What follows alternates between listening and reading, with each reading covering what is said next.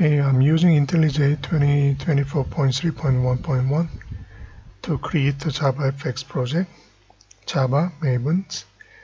Then let's name it as JavaFX Hello World. I'm using JDK latest version 23.0.1. You don't need the dependencies. Create.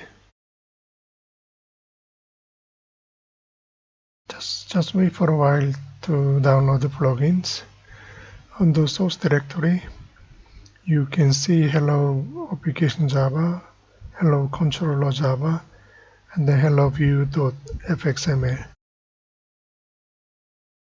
That's all you need for now. So let's go to main menu. Then you can build project.